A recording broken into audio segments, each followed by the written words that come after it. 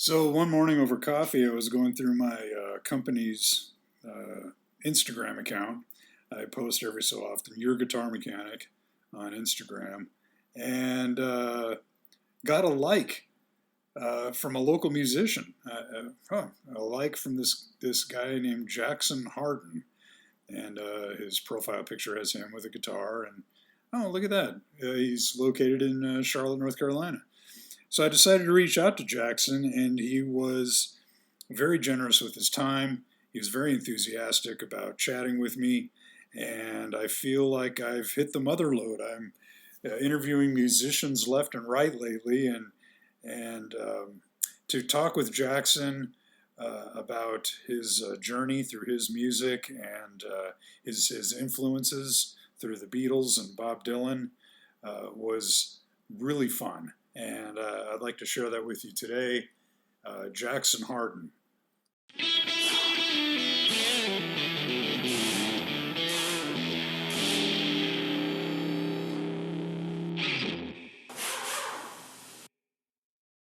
Hey, Jackson. Thanks for joining me. I appreciate it. Yeah, of course. Thanks for having me. I was checking out your website, jacksonharden.com. Is that Yep, correct? that's correct. Yeah. Cool. And I was looking at where your recordings have had occurred. And originally you started in Provo, Utah. Is that correct? Yeah. Yeah. Tell me about Provo and the music scene in Provo compared to Charlotte. Absolutely. Yeah. So I was born and raised around Provo, Utah. I actually just moved here about a year and a half ago from there. Cool. The rest of my life I was there. Yeah, the scenes are pretty different. I'm sure it is. Yeah, over there there's a lot more of you'd be surprised. There is actually a pretty good music scene there. It's more of like an indie rock kind of focused. There's actually been some pretty successful bands that have come out of there, like Neon Trees, if you remember them. Okay. They Okay. came out of Provo. Imagine Dragons. No doubt. Really. Yeah, they originally started in Las Vegas and then they moved to Provo for a couple of years and then they took off and who knows where they are now. But yeah, when they took off, they were in Provo at the time. And Do you know any of those guys? not personally, I did go to a show or two in Provo before they got to the massive Uh, success that they're at now. uh, Um, but no, I never personally spoke to any of them or anything. what brought you out to the? I have to say, Utah's. I used to live in Salt Lake City when I was a kid, but Oh, that's, really? my dad went to a University of Utah. Oh, cool. Uh, he was his GI Bill right out of Vietnam, and I was too young. It was 1974. Hmm. We moved from there to Alaska, Oh, and wow. yeah, so I vaguely remember we lived in the Kearns neighborhood of Salt Lake City. Yeah, yeah, I know Kearns. Yeah, and I drove through there probably 20 years ago, and it's a way different neighborhood than I remember. Oh, really? Yeah, But I can imagine. Yeah, the country and the landscape in Utah is out of this world, and yes, Provo is literally right next door to that. yeah. When you're in Provo, you're like just surrounded by like these towering mountains, and Super cool. it's very open desert kind of landscape. Yeah, I really love the landscape. And I can tell from your music, Jackson, that you're inspired by you're a great guitar player Thank and you. and a great songwriter. And I can tell that your influence of America as a country, as a people, as the landscapes, the varying landscapes. It really comes through in your music. I noticed that. Oh, thank you. Yeah, yeah. The landscapes definitely, especially uh, influence my sound. I think, and growing up in Utah, I think kind of that open and desert Mhm. kind of feel. Yeah, I feel like it has kind of leaked into my music, for sure. I'm very in tune with that as well. There's a when you have desolation, if you will. I hate to use that word because it, No, that's a great word. Yeah. but when you have that openness and the vastness and it really allows you to be introspective for sure. Did you ever find yourself just how did your process work when you wrote songs? I mean, did one of my questions I have here is, do your guitar parts come first, or do the lyrics come first, and you write around that, and where do your influences come from? Yeah. So when I to answer the writing question, I always do start with the guitar first, pretty much every time so far. I've always I'm just always noodling around on guitars and just coming up with cool, interesting things that I think are cool and interesting. Um, and then once I kind of dial in a riff of some kind, then I kind of start just like mumbling, Hmm. kind of improvising a melody, maybe like a phrase or a word or something will kind of emerge as something I definitely want to be a part of the song, and then I kind of just work outwards from there, filling in the gaps and see what kind of themes end up coming up, and then Very yeah, organic, um, very organic process. yeah, I guess so. Yeah, Yeah. yeah, Who are your influences? Who do you listen to, and who takes you on that kind of same journey that you feel like you're going on when you write? yeah. I My biggest influence and my favorite artist is definitely Bob Dylan. So I mean, I don't think I write like him very much. He has some pretty. I mean, we all wish we could write like him. Really, no one else can. So Yeah. it's not exactly by choice, but Right. yeah, I think I do. I think I do. Am influenced heavily though by his writing. I also really like Nick Drake, Elliott Smith. I heard a lot of Nick Drake. You have a Oh, thank you. very breathy, introspective, dreamy quality to your music that Nick Drake brought to his music. Oh, thank you so much. That was the first name that popped into my mind when I listened to your Oh, recordings. cool. Yeah. Yeah, it's definitely, especially the guitar, especially the guitar playing and style. Um, who else? I always have loved the Beatles, their melodies and Mhm. harmonies. Um, I hear a bit of James Taylor too. oh, thank you. Yeah, yeah, James Taylor as well, for sure. Yeah. So you also have some instrumental tracks like Green River. I, I was pretty much doing a mix from Spotify. I found all your stuff on Spotify, Oh, yeah. and Green River popped up, and I'm like, this is a great riff, and I was waiting for you to start singing, but you didn't. And Mhm. uh, do you find yourself like, you know what, this is fine on its own. I don't need to hum along or write any words to it. Right. Yeah. So I actually started out like the first thing I ever put out isn't under my like real name. It's under like a pseudonym, Across the Snow.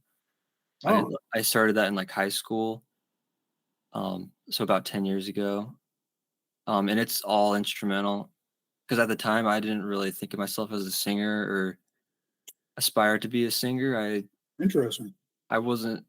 I'm a lot better at singing now than I was then. I like had a hard time hitting the desired pitch that I wanted to sing. Okay.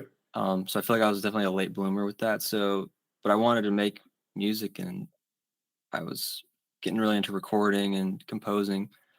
Um, so I just kind of ended up finding. I don't know if you've ever listened to post rock music, Like who? like Explosions in the Sky Okay. or Sigur Rós. Trying to Hammock. Oh, I know Segura Rose. That rings a bell. Yeah, I think they're probably the most famous. They do a lot more like lyrical post rock. They also have a lot of instrumental. Most post rock bands are instrumental, but yeah, it's kind of that same sound. It's very like atmospheric and uh, ambient. So yeah, I wrote I put out like a dozen or so tracks under that name that are all instrumental. Um, Would I find any besides Green River, any more of those tracks on Spotify? yeah, the ones that I was just talking about, you could find on Spotify. Yeah, if you Okay. look up "Across the Snow," um, Across the Snow. So not looking up your name, Jackson Harden, but looking up Across the Snow. yeah, it's under a different thing. It's kind of everything I did before I started singing, Uh-huh. and I started to get more into like folk music. So it was a pretty much completely different sound and style. So I thought it made more sense to just start a new project. Sure. But yeah, that Green River song, that one was kind of in the in between Ah, stage. the transition. Yeah, so I still wasn't like thinking of myself as like singing songs. That song was actually a homework assignment for I went to Snow College in Utah, it's in southern Utah. Okay. I got my bachelor's in music there. Ah, So we had like composition classes and stuff, and I had a composition class, and one of the assignments was I'm trying to remember what that style is called.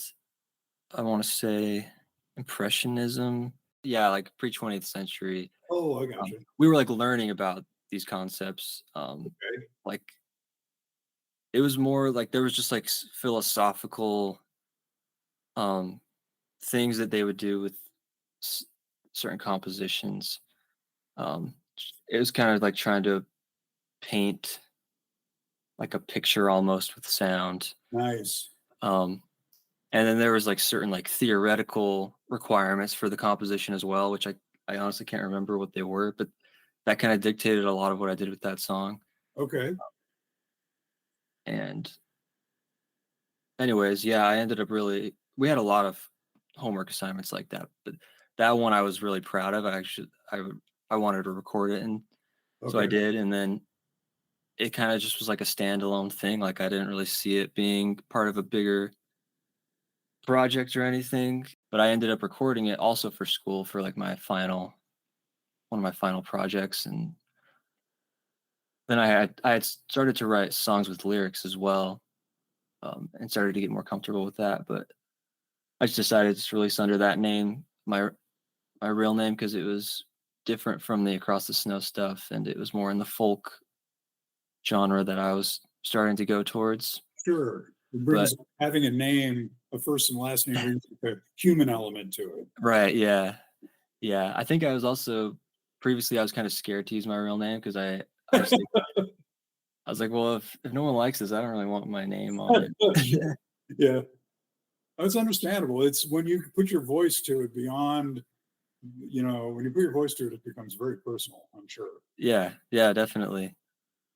But yeah, I don't really plan on doing much more just purely instrumental stuff at the moment. Everything I'm kind of working on is all with vocals now.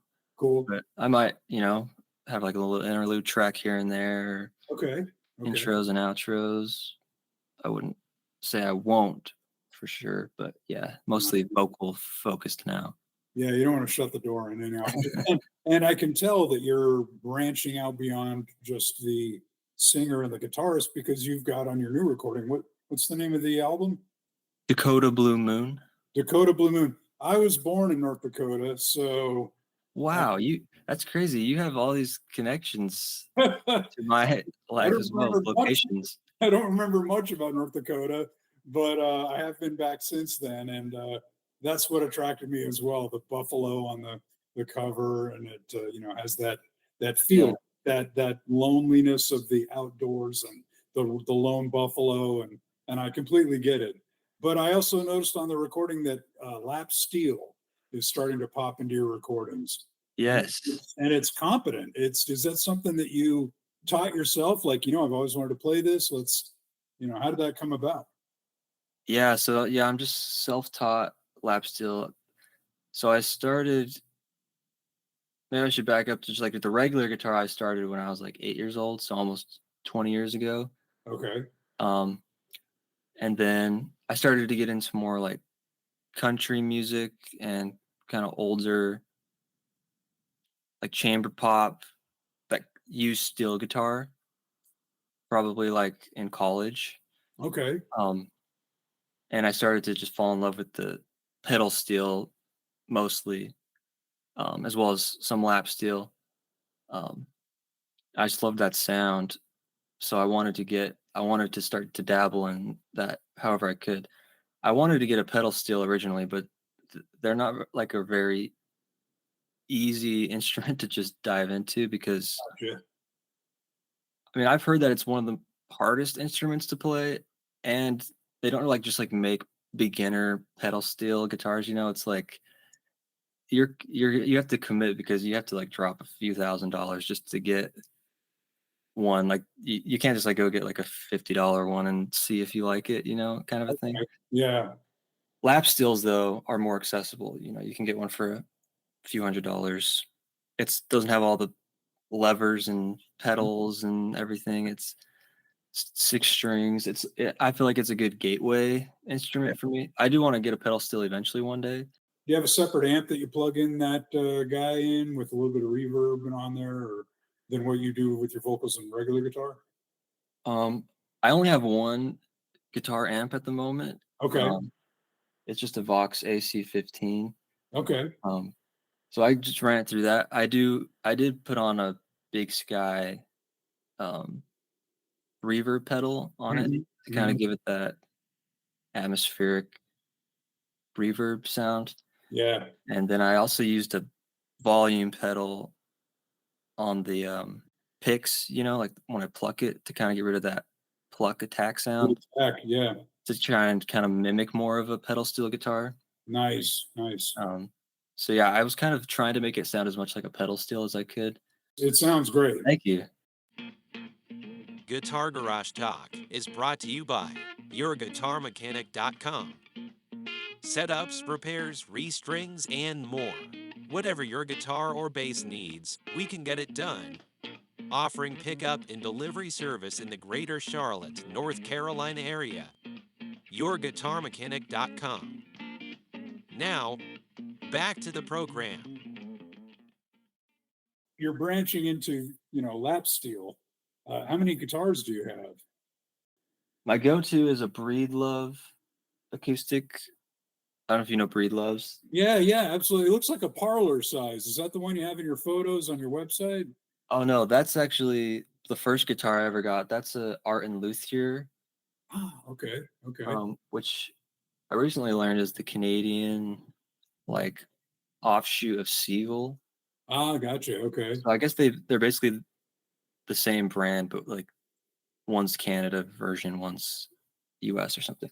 okay. Um, so that was the first guitar I got, which is a smaller like parlor Yeah, guitar, yeah. which I still really love to use. It just doesn't have as much like low end as I Right. want for most of my stuff. Sure. But the Breedlove has, I think, really great low end. That one I got like 4 years into my guitar journey, and it's kind of just been my go-to. Then I started to get some electric guitars. Oh, okay. I have one like really beginner electric guitar. It's like an Austin or something. I never play it though. I just kind of keep it around for the nostalgia. Mm-hmm. But I can't remember how long ago, maybe like 8 years ago or something. I got a Gibson SG3, um, which is kind of like a SG custom, but it's more of a modern. It's not like a classic guitar. It's kind of more of one of the more recent ones. It's kind of modeled to look like a custom, but it's not like actually a custom. Gotcha. So it's a little cheaper. And none of those electrics are showing up in your recordings. Yeah, I don't think I've used an electric besides the lap steel, I guess Uh-huh. technically. Uh-huh. Um, but yeah, not like an actual guitar. I haven't used an electric one on my like Jackson Harden projects yet. That I Gotcha. used on that Across the Snow stuff a lot, and I used Okay. to be in a rock band back when I lived in Utah as well, Okay. called Sea Elephant. Um, Ah, good name. I Thank you. Yeah, I just played guitar in that. That's the guitar I used for that. Um, Other than that, oh, I did kind of adopt my girlfriend's guitar. Um, she's actually from North Dakota, hence where the North Dakota Wow. inspiration came from. Oh, I wonder what part of North Dakota. I was born in Jamestown, a really dinky town. Oh, I know Really, Jamestown. really. She was in New Rockford, which I think is pretty close to Jamestown. Oh, okay, I okay. think like maybe half an hour to an hour. Is she the Um, one that contributes tambourine and such on some of your recordings? I noticed. yes, she's done some tambourine and some harmonies, yeah, Very on cool. some of my recordings. Yeah. Very cool. Oh, she's in a couple of your Instagram posts singing duets with you. Yes, that's her, Oh, yeah. those are great. Your Instagram is really good. It's full of good content. Oh, thank you so much. What's your handle on Instagram? People can look you up. Oh yeah, my handle is Jackson Harden Music. Ah, that's easy. Okay.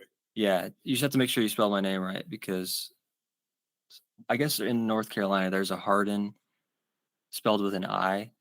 Oh, interesting. Like Okay. there's actually a town called Hardin, but it's with an I. And yours is Jackson, JacksonHarden music. Yes. Jackson Yeah. Harden. Yeah, and Jackson is spelled the traditional way, not with an X like some of the kids are doing these days. So Jackson, let's see. Lab Steel. I noticed that you the Dakota recording was split between Provo and North Carolina. How, Yeah. how did that work? Were some of the recordings already done and in the can, and then you just happen to finish it up here, or do you travel back to Provo a lot? I mean, how did that work? Yeah, so that whole thing was kind of a mess organizational wise. I started it in Utah um, Okay. when I lived there, and I got probably like 70% of it done. Like I got all the drums recorded. My buddy that was in that band I talked about, Sea Yeah. Elephant, Yeah. our drummer, I had him play the drums on this. And then I got most of the guitars done. And then we ended up moving to North Carolina. So it wasn't finished. Mhm. My goal was to get it finished before we moved, just to make things Gotcha. easier, but Sure. I always take longer than I anticipate. So I had to kind of finish it up here. Sure. Kind of mostly doing vocals, like the final vocal takes and maybe a little guitar, maybe stuff I wasn't happy with I retracked or I maybe thought of a new part to add. Um, so yeah, I kind of did the finishing touches and then mixed it. I saw you down mix them in Nashville. Is that you ship it to them or email them the digital files, and how does that Right. work? Oh yeah, I mixed it here myself. I had it mastered in Nashville. Mastered. Okay. Yeah, but yeah, that was I just um, you just give them the files. Yeah, so I wasn't there for it, but yeah, the mastering engineer I typically use, he lives in Nashville, so Okay. Okay.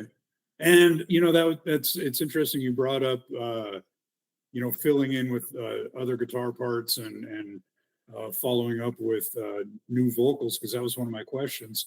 Is do you record everything at once? Because it sounds like most of your tunes are sit down, turn on the mic, and go.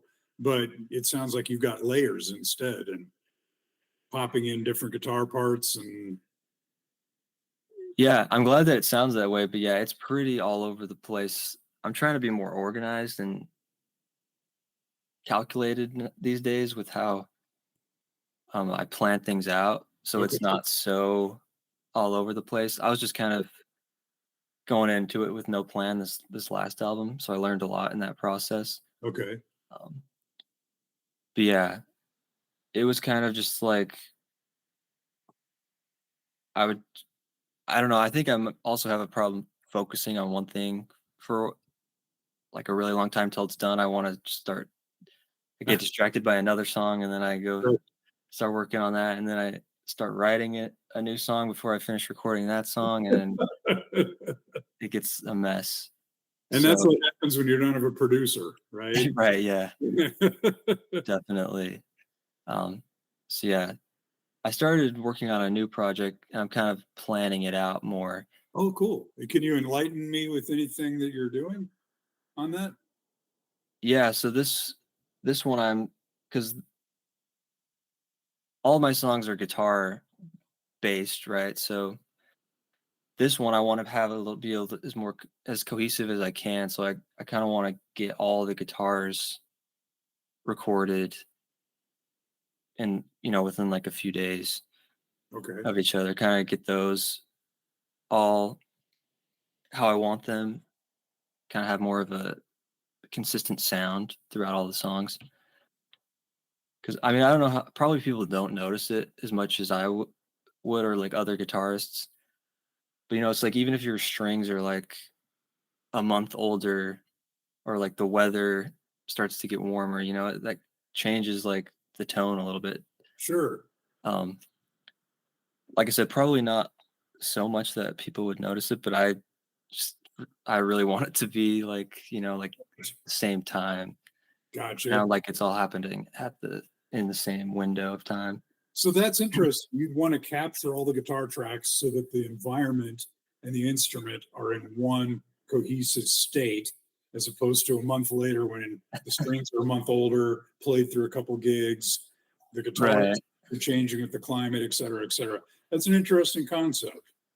Yeah, I don't know. I just feel like albums specifically, they at least I always think of them as like capturing a specific time. And most like professional recording artists are recording their whole album Sure, in like a week or two, right? At the sure, same sure.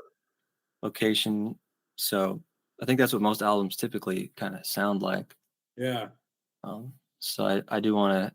So I don't have the like luxury of having like a producer and then being able to just go knock out a whole album in a few weeks. So And freshman albums, I recently I was listening to an interview. Freshman albums are always the best recording, in my opinion, of most of the great bands mm, because they toured for years on the same 15 songs. They weed out 5 of them, they take 10 of their best, they've done them a trillion times over. And then, of course, the sophomore album is the hardest follow up because suddenly you're touring, you're famous, you know, right, it's so it captures that, and you can tell when you hear an album like, well, let me take Abbey Road for instance. You can tell that was done over a couple of years, hmm and because every tune the band feels completely different than they did 6 months ago. exactly, yeah, Because of extraneous things going on in all their separate lives. Suddenly, Paul decides he wants to play the Rickenbacker bass over the violin bass, and then that yeah, cohesiveness disappears. It's not bad music at all. It's no, bad, but you can tell that it's kind of piecemeal from different environments and time frames. So I really get what you're saying on that. right, yeah, and there's definitely great albums that sound more like you're all over the place, and that's a cool Yeah, thing as well if that's what you want. yeah, yeah. But this one, I specifically want it to sound like more cohesive. Okay. And are you introducing any other instruments to the recordings besides lap steel and acoustic guitar and anything else that you want to bring into the fold? This one will be pretty much the same orchestration. Trying to think if I have any plans for anything. And Um, I have to go back to you saying you change your mind on a regular basis. So I feel like I'm hammering you down to an answer that you just don't have right yeah, I could now. answer this, and then when it comes out, it won't be how I said it will be. But So I'm sorry I put you on the spot, no, but no worries. I do want this one to be more collaborative. I know that for sure because okay. the last one I kind of was just doing everything. Mm. Um, so this one I actually am not sure how much steel I'll play on it because I've met some steel players here Oh, wow. who I think are a lot better than me and Okay. who have access to pedal steel guitars, which I didn't previously. So Nice. so I'm planning on having kind of hiring for the like I'm obviously gonna do all the guitar like my instrument, but yeah, I'm gonna have I have some musician friends that I've met since I've moved here and who I've played with that I kind of want to collaborate with. So I'll have a bass player and a Oh, wow. steel player, and I have met a great keys player. Wow. So part of it will be kind of out of my control to some degree, where they might come up with something that I would have never, and I might roll with that. So once I start kind of workshopping it with them, some things could, come about. But something new that I do think is probably going to happen is maybe a little bit of organ on a song or two. Oh, wow. Um, Other than that, let's see. Like a Hammond B3 kind of a thing Exactly. Yeah, exactly. with the Yeah. rotating Leslie. Yes, that's Awesome. exactly what I am looking Wow. for. Man, I'd love to hear how that would sound because I'm trying to incorporate that in your tunes now and I just can't. Yeah, well, I don't think it's totally appropriate for any of the songs on that I've released so far, but there's a couple that I'm working on that I could see it. I'm not totally sure though. I need to see how it sounds and then decide if that is how I want to go. But I can imagine it, so hopefully it will work out that way. Oh, man, I'm looking forward to it. Guitar Garage Talk is brought to you by YourGuitarMechanic.com. Setups, repairs, restrings, and more.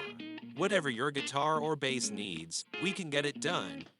Offering pickup and delivery service in the greater Charlotte, North Carolina area.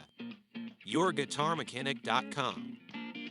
Now, back to the program. Yeah, I mean, if you're not careful, you're going to end up, getting larger venues for sure. Hey, I need my organ guy, and hey, suddenly we've got bass, so we need to fit a drum kit. Are you trying to? Well, see, now that would be a good question then. If you're going to expand and collaborate, are your gigs going to be? This is Jackson's economical version of that tune that you heard with everything else, or what do you think your future goals on live performances look like? Yeah, so I'm trying to incorporate full band performances into my schedule because most of the time I just play solo, like at coffee houses and stuff. Um, but I do have a show on April 13th. That's going to be a full band at Wow. Starlight on 22nd Okay. in Noda. And when I did my EP release show, I actually did that at Madison Perk back in November. We had the full band. That was the first time I played with the full band. Wow. So we played the few songs on the EP that have more of a full arrangement. Okay. Obviously, I taught them the parts, and then we kind of started workshopping some of these songs that are on the upcoming album. Cool. And those are still kind of in more of a improvisation stage where we're just trying different things. So yeah, my goal is to like every few months have a full band Awesome. live show to Cool. sprinkle in amongst the solo stuff. Sure. Do you dive into the electronics much, or try and be hands off until it's time to go to the studio? Or Yeah, I use Logic Pro. okay. Yeah, that's just kind of what I started on like 10 years ago, which is what I've heard. And what I also agree with is just like whatever DAW you start with or that you feel the most comfortable with, just roll with it Why because not? you're just gonna be a lot more efficient, and they all do the same things for the most part, unless there's some very specific feature that you need. They pretty much work all the same. So yeah, I just stick to Logic Pro. Don't plan on changing that. And then I just run it through a Scarlett, a Focusrite Scarlett That's what interface. I have as well. I really Oh, appreciate it. Yeah, it's a great device. yeah, great device. Are you doing it on a Mac? Yep, Yeah, on the Mac. absolutely. So yeah, it's a pretty basic setup. I pretty much use the same microphone, the one I'm using right now, for everything. Yeah. If if I got if I started diving into that, I would probably Right. lose my mind because I'm already a perfectionist enough with like the actual Oh God, right. music and like the mix. Then if I was like if I started incorporating like, oh, this needs to be on this specific microphone, that's thousands of dollars, and this has to be on this, then I would really not get anything done. And that's an interesting point, Jackson, because I'm thinking about these musicians back in the day before home recording was a lot easier than it is now. They probably perfectionists struggled with going into a studio and having a tech there and a producer and all these guys going, look, you can't have this. You need this microphone. Forget the amp that you've fallen in love with for the past 10 years.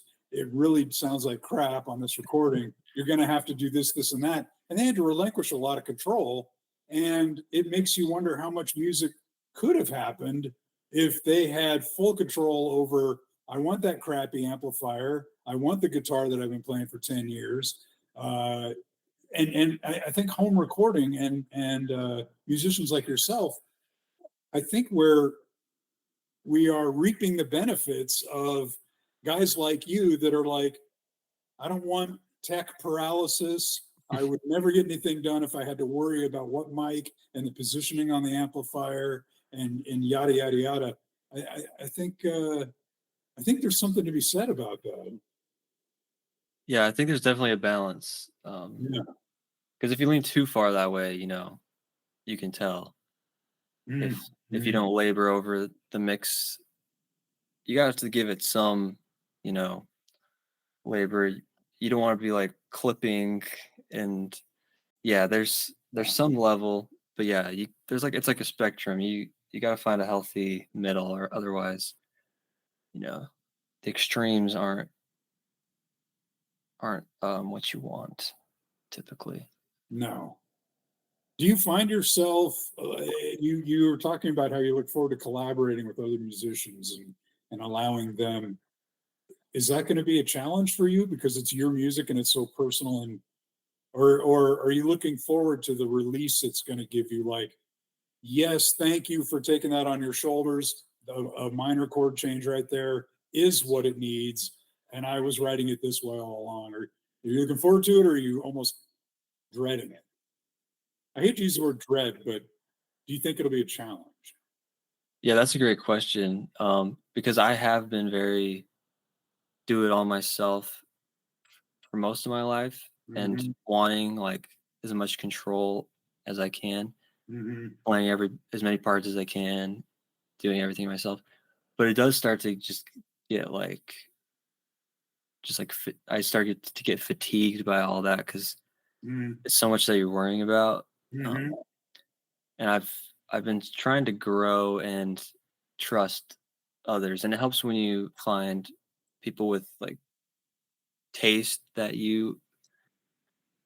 their tastes align with yours and you admire their musicianship. Mm-hmm.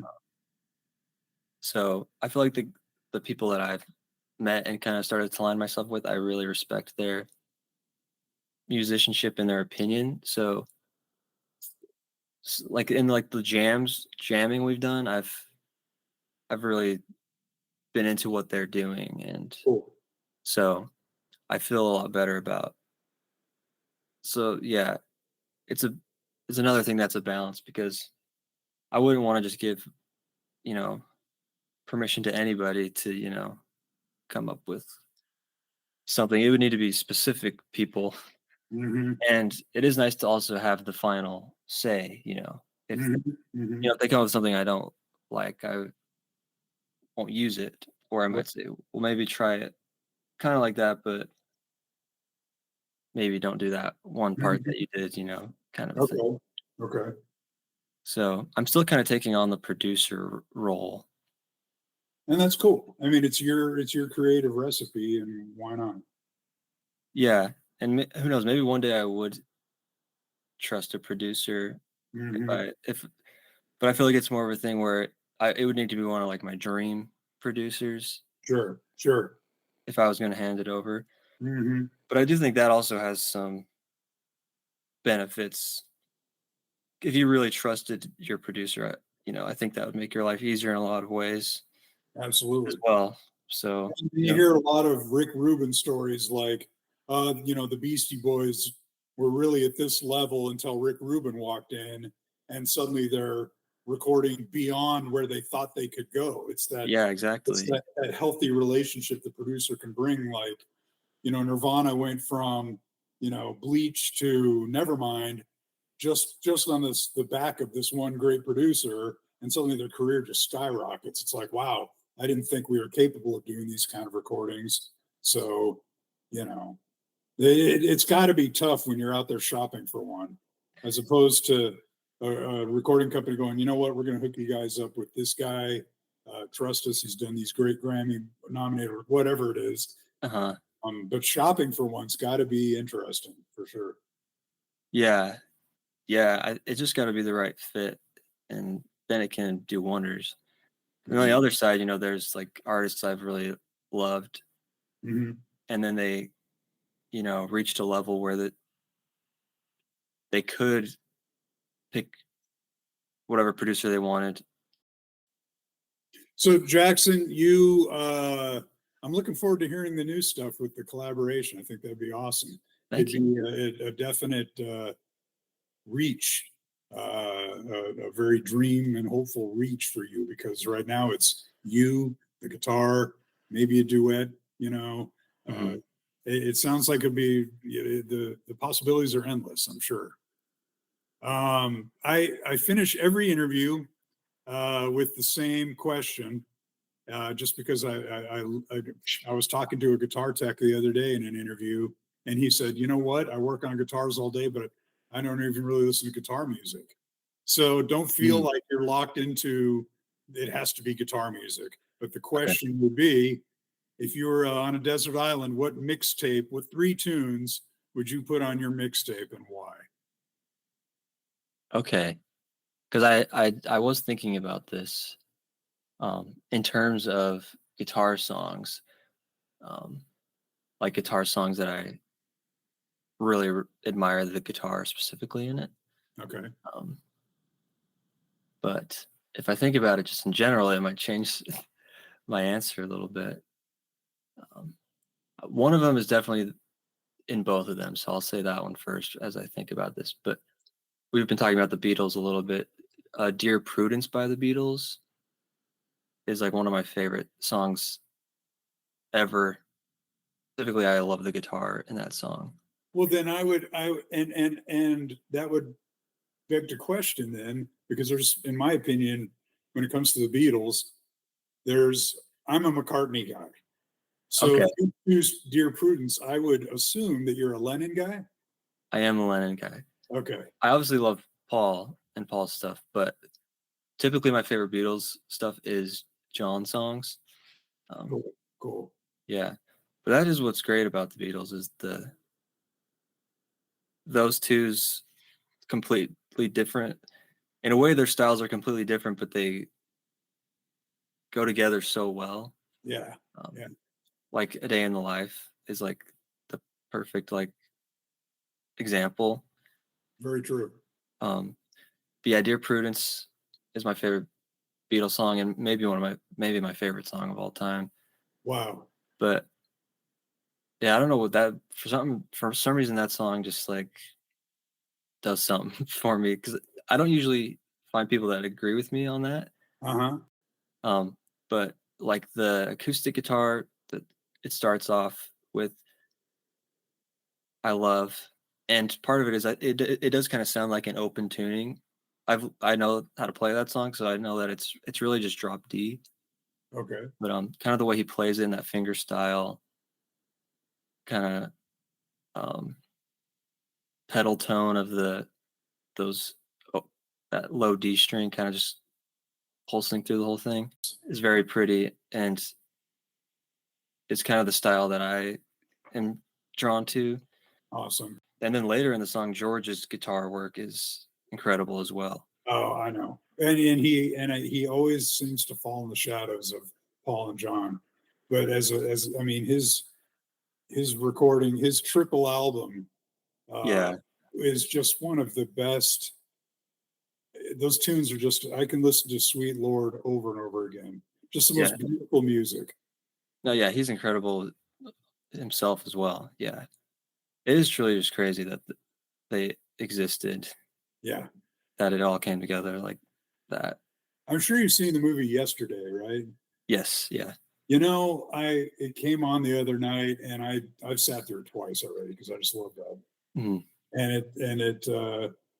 It's the scene where he's playing Yesterday on that acoustic that his friends gave him, and they're like, and they're like in tears. Yeah. It's the most beautiful song I've ever. He's like, yeah, Beatles. And who? What? Really? It's just the funniest freaking movie. And then when he sits Yeah. down, he's doing. I think he's doing "Let It Be" on the piano for his parents, and the doorbell keeps ringing. He's like, "Can you guys just? It's greatness right here. Do you understand what's happening?" Yeah. And they're like, "Whoa, somebody's got an attitude." It's the funniest freaking movie, but it's a great tip of the hat to just how powerful the Beatles were, for sure. Yeah. Yeah, and if I was stuck on a desert island, I would not be mad if I only had the Beatles to listen to. Absolutely. Yeah. What are your thoughts on the new recording that they did now and then? Yeah. So that kind of calls back to what we were talking. I do enjoy it. I'm glad that it exists and then we got it. Mm-hmm. The production wasn't my favorite. Mm-hmm. Mm-hmm. So specifically the piano, Mm-hmm. the mix of the piano, like the tone of it, I wasn't crazy about. Mm-hmm. I kind of missed. I loved the piano on the old Beatles records. Sure. I always loved how their piano sounds. This was like a lot more glossy to me. Mm-hmm. It feels like a production of our current AI society, doesn't it? Right, yeah, and I guess that's the thing is it's 2024 and not the 60s, so it's Right. to be expected. And from what I understand, the sessions, most of it was recorded in the 90s and then Man, overdubbed. before George Yeah. passed. Yeah. So it's obviously not going to sound like a traditional Beatles record, but I still feel like they could have. I feel like they took some turns that just weren't necessary. Mm-hmm. But I'm learning to accept it, and that song's starting to grow on me a lot more. Sure. It's like when I first heard Day in the Life, I thought it was the most maniacal. It had little intermittent parts of, but my God, I can't sit through some of it. But Right. set it aside, not set it aside, mix it in with all of the Beatles and what they stood for and pushing the envelope in the recording studio, suddenly becomes a really great work of art. Right. And yeah, and you have to like admire that they're still dabbling in new technology. Like that's why they were part of the reason why they were so amazing was that they weren't afraid of adopting the latest technology and inventing new technology. And when you keep that in mind, Now and Then suddenly becomes a prominent fixture in the Beatles catalog for sure. Right. Yeah. It's like, yeah, from that little documentary they put out for it, the vocals, they were like using AI to extract from that demo. Yeah. That's why they haven't been able to put out that song until now because they couldn't get that problem solved. And we can thank Peter Jackson for that, apparently. Yeah, yeah. And so yeah. I mean, right behind you is the IMAX poster for Get Back, and that's Yep. Peter Jackson did for that movie was just phenomenal. Yeah, I incredible. hope there's more to come, honestly. I'm sure that, the Beatles had cameras on them all the time. There's got to be some good stuff out there that needs to come out and Oh be yeah. really enhanced and given to the world. They only use like a small percentage of the footage they have, so who knows, Yeah. Hours of watching time. I know I can't imagine it overtaking that Wow. project and deciding what makes it and what doesn't. That would Yeah. So what other two songs, Jackson? What else would you put on there with Dear Prudence? Yeah, let me think. I don't know if you listen to Elliott Smith at all. No, I but know the name. I think the name sounds familiar. yeah, you should check him out because he's a great he's a very underrated guitar player, I think, Okay. because he does stuff that doesn't sound as hard as it is until you try to learn how to play it, Wow. and then you're like, "Whoa, I did not realize how hard this song is." Hmm. So he has a lot of songs like that, but my favorite song of his is called "Everything Reminds Me of Her," and it's kind of one of his more like B-sides. Okay. It's not like one of his hits or anything, but yeah, the guitar is like one of my favorite things to play on the guitar. Is he a vocalist or is it instrumental or? No, he's a vocalist too. Okay. I don't know if you've ever seen Good Will Hunting before. Yeah. Yeah. Yeah, he does the soundtrack for that. So you've probably Oh, heard some of his okay. songs. Yeah. Is he so? Is this he's still active as a musician then? Well, no, he unfortunately died in the early 2000s, I believe. Ah.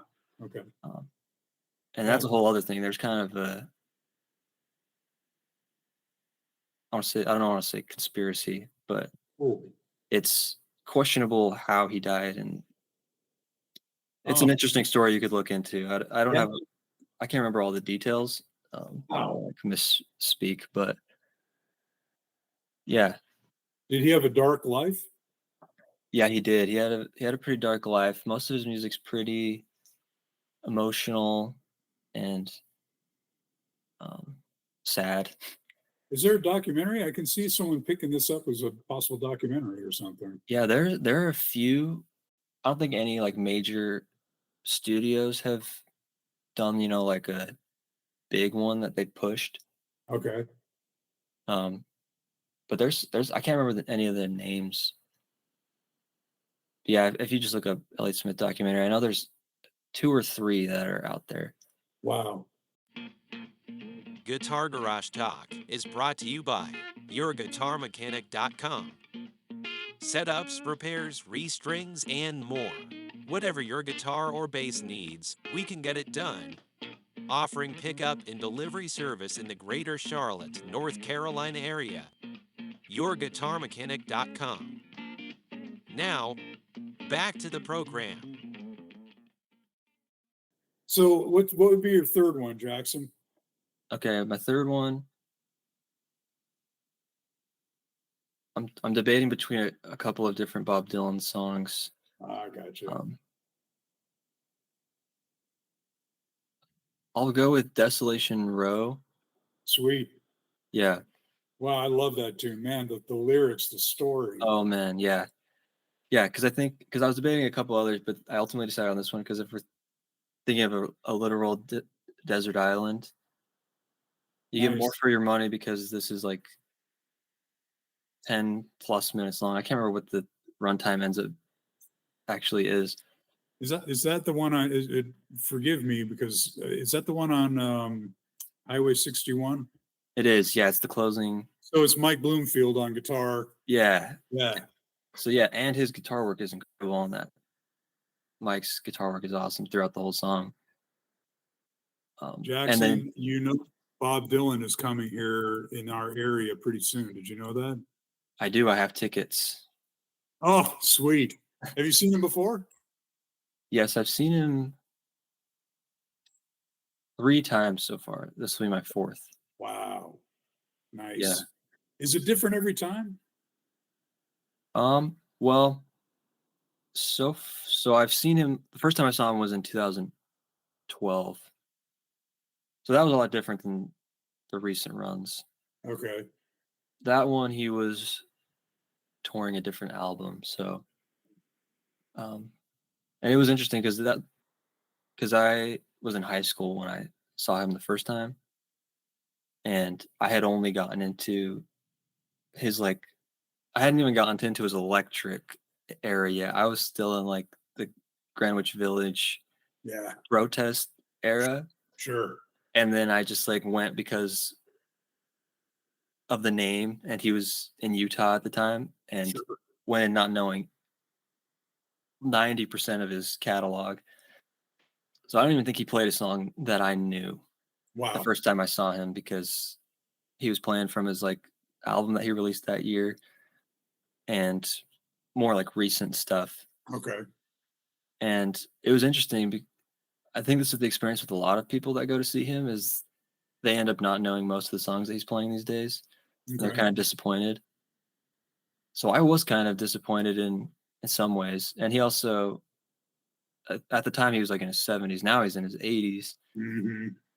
And, you know, anyone that old, obviously their vocals aren't going to be anywhere near their prime.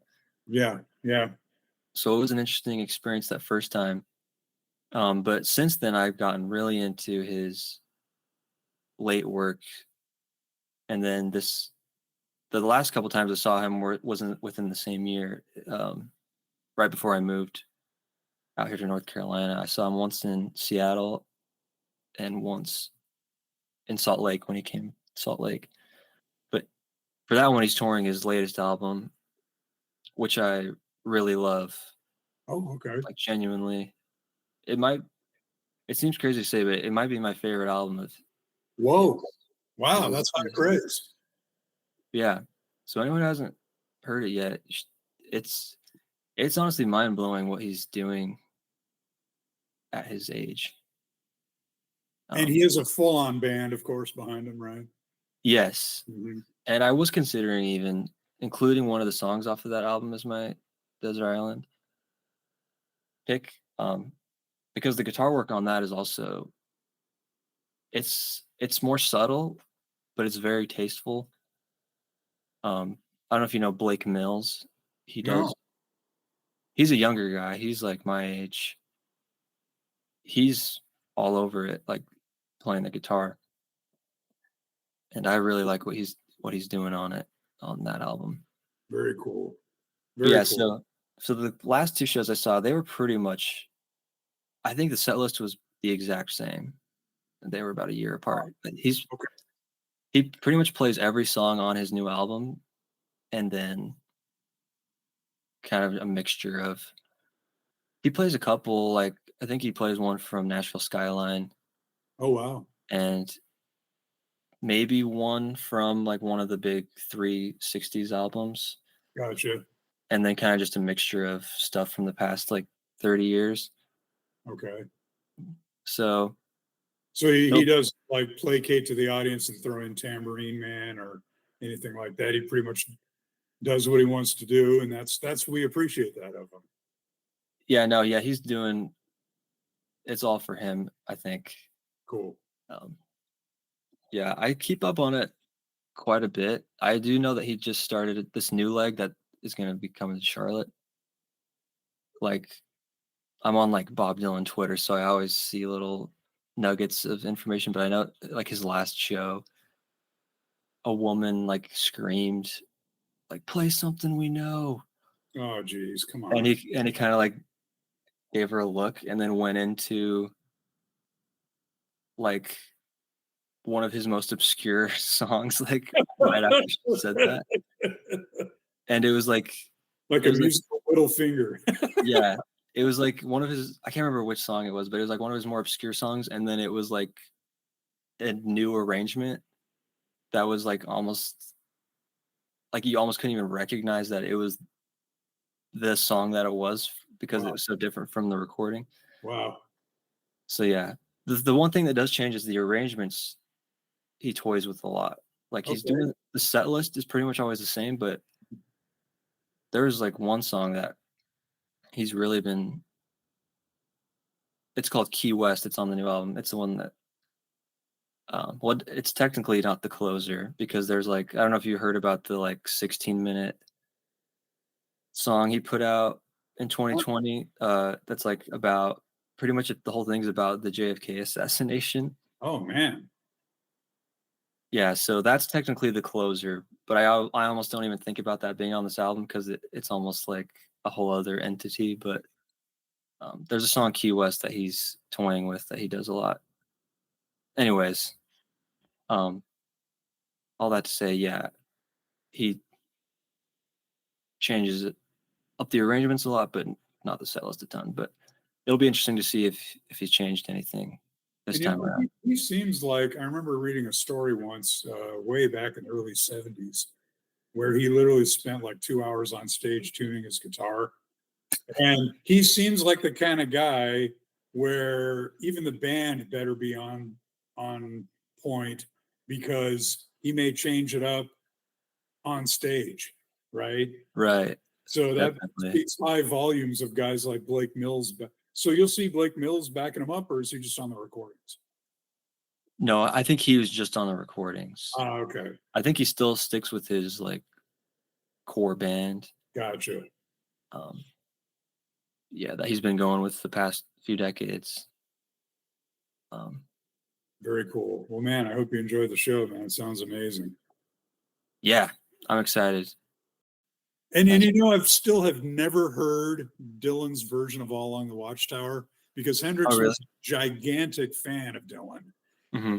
And when he opened up Monterey Pop Festival with Like a Rolling Stone, and paid homage to Dylan on several occasions when he wrote his lyrics. He was a poet first and foremost a guitar player, but when he went to the well for lyrics and word formulation and what mystical combination of lyrics can I come up with, Dylan was definitely a giant influence. And yeah, and like as like a huge Bob Dylan fan, I think Hendrix's version is the better version. Like All Along the Watchtower. Yeah, All Along the Watchtower. Like there's a few songs that are like originally Bob's that it just kind of seems like we can all agree like, yeah, he wrote it, but it's kind of this other artist's song now. Like All Along the Watchtower, like that's Jimmy's song now, and that's totally fine. Yeah. And it's kind of cool because Bob was such a prolific writer that he's kind of giving to the, what, I'm going to put it out in the atmosphere. And if you grab onto it and it says something different to you, go for it, man. And that's kind of cool. It's not that overly protective. How dare you? Wow, you're just blasphemized like a Rolling Stone. It's nothing what I had in mind. Yeah. It's there's a servant to it. It's a I'm giving, and that's what musicians, I think it keeps us grounded to know that we're doing it for the listener, and whoever wants to grab it, listen to it, and do something different with it or whatever. We shouldn't be so overprotective. Yeah, and he's a great example that I try to channel when we're talking about like perfectionism and laboring over stuff. His philosophy seems to be like, as soon as he writes something, it's like, get in there, do a few takes. The band's like improvising as they go, and then he's done. Like most of his recordings, from what I've read, that's kind of how it is. He's just like on to the next thing, get it done with. And you'll hear like a lot of imperfections in his recordings that like talking about Highway 61. I always think it's crazy how loud the harmonica is on that album. Oh, no doubt. I'm like, I can't believe that passed, like, but that's just the way he was going. It adds a real in your face to it. I mean, yeah, it is like pretty rock and roll to just have it be like literally I have to like turn the volume down a little bit and every time I listen to like Queen Jane approximately. Yeah. So every time I'm like laboring over something like a tiny detail, like this needs to be like half a dB louder in the mix. It's like, it's not that. I'm trying to be better about not getting so caught up in the tiny little details. It's got to be tough. My sister-in-law is a painter, and she almost has stopped herself from painting several times because you get mired in the details. And I have a vision of what I want it to be, and I'm not getting there. And it's like, yes, but when you do it, it's kind of, I'm talking myself in circles. If just the mere act of you doing it is the artist creating it, I don't know. There is a stopping point where it's like you will stagnate from your personal inner demons stopping you from creating. It's that angel devil on your shoulder. This sounds great. I want to do it. Wait a second. It's a half a dB, a lot too loud on the harmonica. It's that constant artist, the right and left brain. I don't know. Yeah. You have to let it be organic and let it be. You know what I mean? Absolutely. Yeah. And that's what I love about Get Back. I just glanced at the poster again behind you. Watching Paul go through the tune Get Back, through all the sessions, and just watching the progress of all the tunes that ended up on the roof of Apple Music is just phenomenal to watch the creative process, and how they were allowed to have that. Let's do this, let's do that. How about if right here we do this, to suddenly one of the greatest live events known to the 20th century.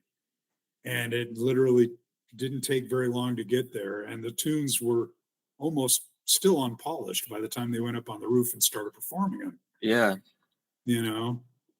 It's there's something to be said about that, leaving it organic and letting it breathe. Definitely. Yeah. Johnson, I appreciate your time, man. I really do. I appreciate you having me. It was awesome. It's great to meet you. And your schedule of your upcoming shows is on your website, jacksonharden.com, HARDEN. It's all there. I'm going to see if I can get my wife to come with me, and I'd love to come, shake hands with you and meet you. Oh, absolutely. I would love that so much. Thank you so much. That would be awesome. Thank you for your time, man. Yeah, thank you again for having me. It was a pleasure. Absolutely, man.